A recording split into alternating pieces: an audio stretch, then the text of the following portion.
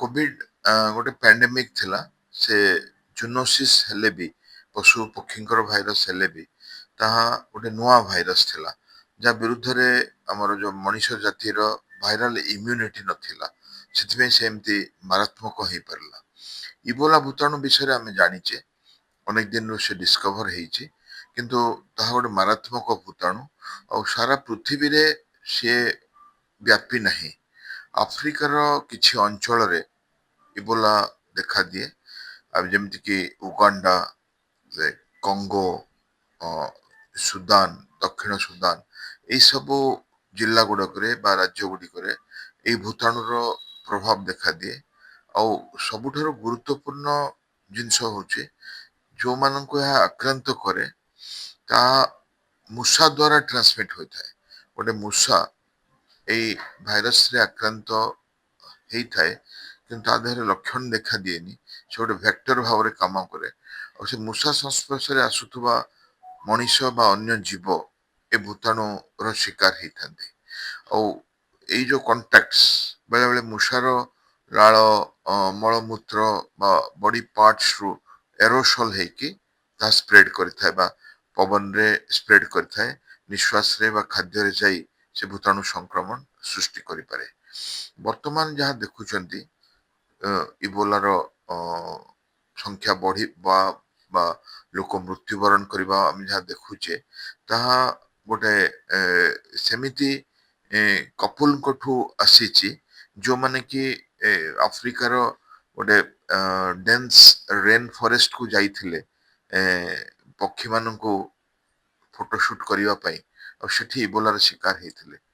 ସେଠୁ ଫେରିଲା ବେଳେ ଜାହାଜରେ ପୁରୁଷ ଲୋକଟି ମୃତ୍ୟୁବରଣ କଲା ପରେ ତାଙ୍କ ଶରୀରକୁ ଧରି ନିଜ ଦେଶକୁ ଫେରୁଥିବା ସ୍ତ୍ରୀ ଲୋକଟି ମଧ୍ୟ ଦ୍ୱିତୀୟ ଜାହାଜରେ ମୃତ୍ୟୁବରଣ କରିଥିଲା। ତାପରେ ସେ ଜାହାଜ ଗୁଡିକୁ ଆଉ କୌଣସି ଦେଶ ଅଟକିବାକୁ ଦେଇନଥିଲେ, କାହିଁକିନା ସେ ଜାହାଜର ଲୋକ ଇବୋଲା ସଂକ୍ରମିତ ସନ୍ଦେହ କରାଯାଉଥିଲା।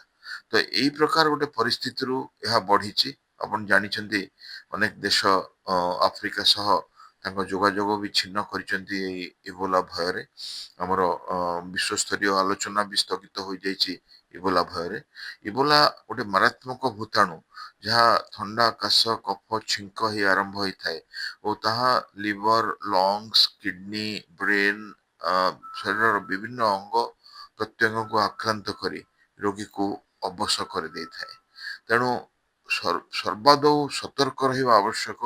ଯୋଉମାନେ ଆଫ୍ରିକାରୁ ଆସୁଛନ୍ତି ବା ଆଫ୍ରିକା ଯାଉଛନ୍ତି, ଅତ୍ୟଧିକ କାମ ନ ପଡିଲେ ସେମାନେ ବର୍ତ୍ତମାନ ଟ୍ରାଭେଲ ବନ୍ଦ କରିବା ଦରକାର। ଆଉ ଯୋଉଠି ବି ସନ୍ଦେହ ହେଲା, ଲକ୍ଷଣ ଦେଖାଗଲା, ଆମେ ତୁରନ୍ତ PCR ଟେଷ୍ଟ କରି ଜାଣିପାରିବା ଆମ ଦେହରେ ଭୂତାଣୁ ଅଛି କି ନାହିଁ।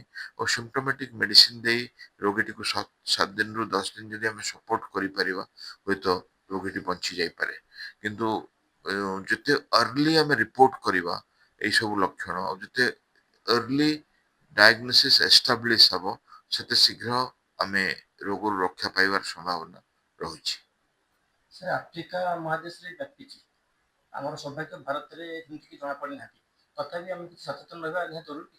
ନିହାତି ଦରକାର, କାହିଁକି ନା କେରଳରୁ ହଉ, ରାଜସ୍ଥାନରୁ ହଉ ବା ଗୁଜରାଟରୁ ହଉ, ଯୋଉମାନେ ବିଶ୍ୱ ଭ୍ରମଣ କରୁଛନ୍ତି, ବିଭିନ୍ନ ଦେଶରେ ଏଇ ରାଜ୍ୟର ଲୋକମାନେ ଅନେକାଂଶରେ ଦେଖା ଦିଅନ୍ତି। ସେମାନେ ସେଇ ଭୂତାଣୁକୁ ନେଇ ସେଠୁ ଆସିଯାଇପାରନ୍ତି ଓ ତାଙ୍କଠୁ ଅନ୍ୟମାନେ ସଂକ୍ରମିତ ହବାର ମଧ୍ୟ ବିପଦ ରହୁଛି। ତ ପୃଥିବୀରେ ବର୍ତ୍ତମାନ ଯେକୌଣସି ଜାଗାରେ ଗୋଟେ ଇନଫେକ୍ସନ ବା ଗୋଟେ ଭୂତାଣୁ ବ୍ୟାପିଲେ ଅନ୍ୟ ସମସ୍ତେ ସତର୍କ ରହିବା ଆବଶ୍ୟକ।